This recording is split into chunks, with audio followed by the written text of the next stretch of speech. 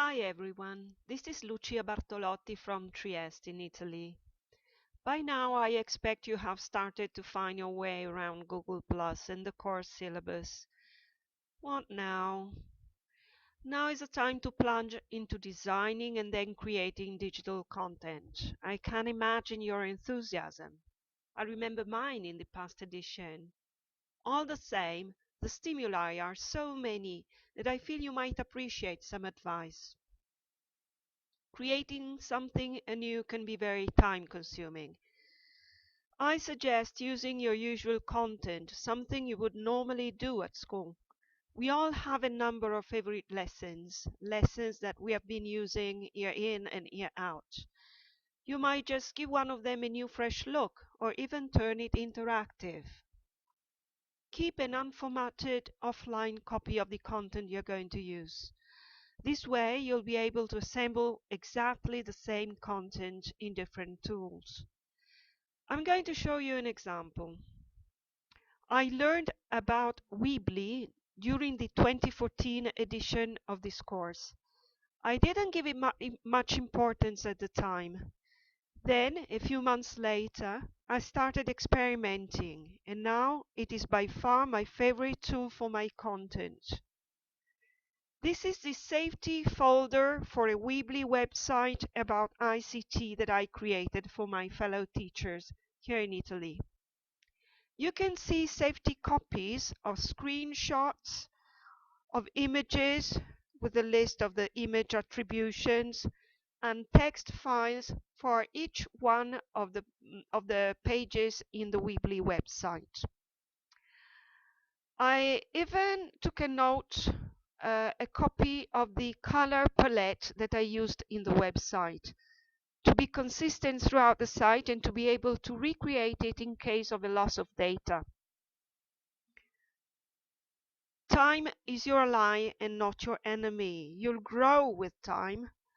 I was an absolute beginner in ebooks last year, but I grew tremendously after the conclusion of this course, thanks to the comments, feedback, useful links that I have collected during these 5 weeks and preserved in a simple text file for future study and reference.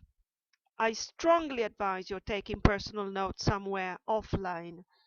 Google Plus can become a gigantic place to search after a couple of weeks and hundreds of different comments.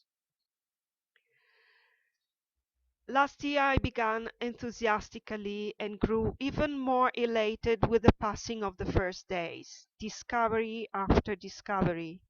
Then the overstimulation began working on me. During the 3rd week I felt completely overwrought.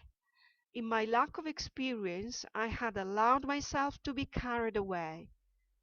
Eventually, everything turned out beautifully, and I'll explain why and how in a moment. But in the meanwhile, take my piece of advice. First of all, resist the temptation to try every single tool that is mentioned in the course. It is a good idea to copy the links of the single tools you like best. I usually create a file where I paste the links, the suggestions, and interesting feedback from my course mates, as I said before. The file is then ready for me to explore in the summer, when I have plenty of time. Secondly, a bit of envy is only too natural. There are many experts here to try to keep a low profile, but of course they can, because their work speaks for them. We can look up to them, but naturally we are absolutely free to be what we are, just learners. We have a fantastic opportunity here to get precious advice from experts for free. This is how I survived. Last year, in January, I had a nasty bout of flu which grounded me for a week. Without my partner of adventure, Esther Latorre, I wouldn't have completed the course. We developed our content together. We discussed everything, the plan of the book, the interactive activities, the tools, the graphics. We complemented each other and motivated each other. We happened to be both Italian, but we had met here in EVO. Finding a partner or relying on the team that Shelley is going to organize later on is an intelligent way to overcome one's limits and grant future success. So, this is it, folks. I hope my suggestions are useful to those of you who have been patient enough to follow me to this point. Have the most wonderful experience here in the electronic village online.